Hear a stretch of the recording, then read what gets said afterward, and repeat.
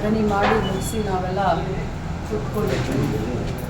ಸಭೆ ಕೂಡ 10 ನಿಮಿಷ ಮಾನ್ಯ ಸಭಾಪತಿಗಳು ಅಡ್ಜನ್ ಅಂತ ಹೇಳಿ ಅವರು ಒಳಗೆ ತಮ್ಮ ಸಭಾಪತಿ ಕಚೇರಿಗೆ ಹೋದ ತಕ್ಷಣ ನಾನು ನನ್ನ ಸೀಟಿನ ಮೇಲೆ ಸುಮ್ಮನೆ ಕೂತ್ಕೊಂಡಿದ್ದೆ.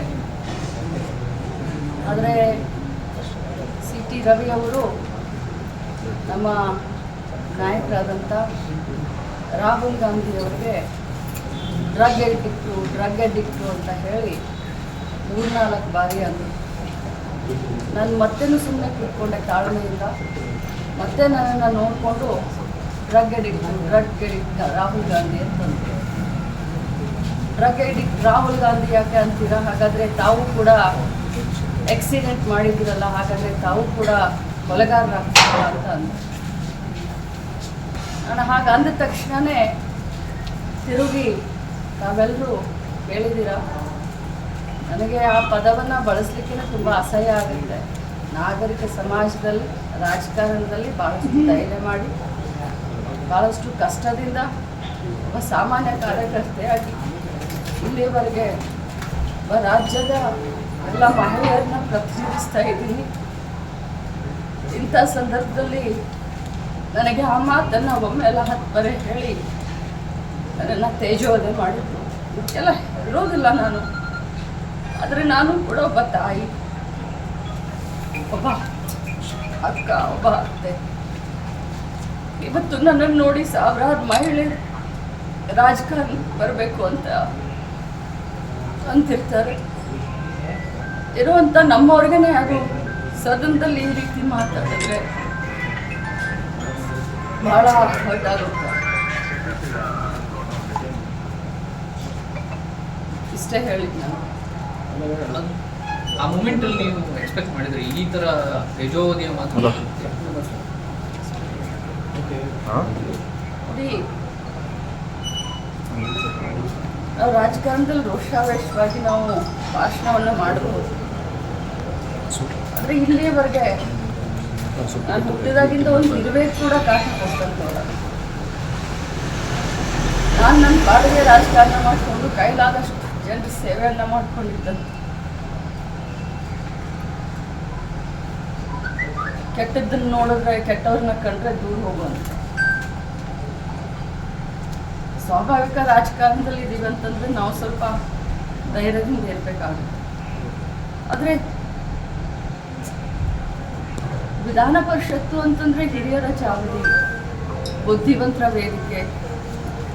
ಆ ವೇದಿಕೆಯಲ್ಲಿ ಅವ್ರು ಮಾತನಾಡಬೇಕಾದ್ರೆ ಎಲ್ಲರೂ ಧೃತರಾಷ್ಟ್ರ ಆದರು. ಅದು ಭಾಳ ಕೆಟ್ಟ ಅನಿಸ್ತು.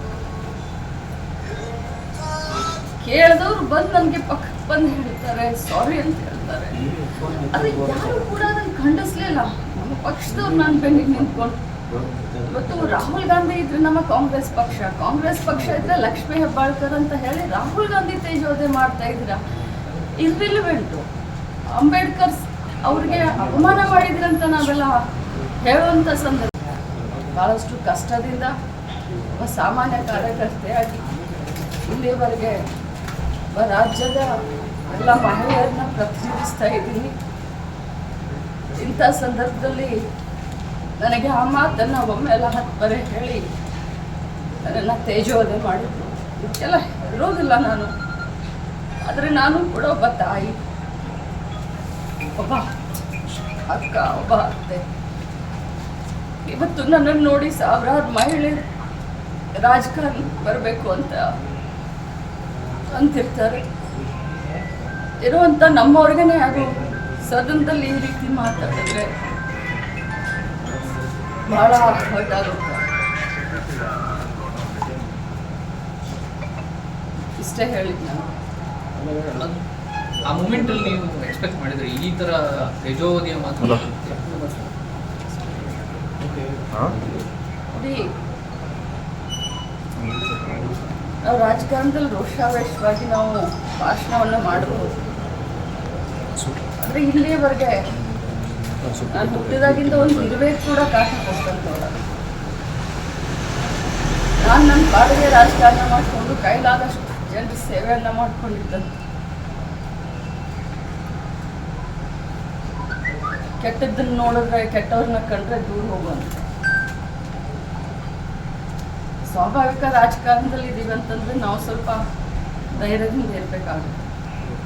ಆದರೆ ವಿಧಾನ ಪರಿಷತ್ತು ಅಂತಂದ್ರೆ ಹಿರಿಯರ ಚಾವಡಿ, ಬುದ್ಧಿವಂತರ ವೇದಿಕೆ. ಆ ವೇದಿಕೆಯಲ್ಲಿ ಅವ್ರು ಮಾತನಾಡಬೇಕಾದ್ರೆ ಎಲ್ಲರೂ ಧೃತರಾಷ್ಟ್ರ ಆದ್ರು. ಅದು ಭಾಳ ಕೆಟ್ಟ ಅನ್ಸುತ್ತೆ. ಹೆಚ್ಚಿನ ವಿಡಿಯೋಗಳಿಗೆ ಪ್ರತಿಧ್ವನಿ ಯೂಟ್ಯೂಬ್ ಚಾನೆಲ್ ಸಬ್ಸ್ಕ್ರೈಬ್ ಮಾಡಿ, ಬೆಲ್ ಐಕಾನ್ ಕ್ಲಿಕ್ ಮಾಡಿ.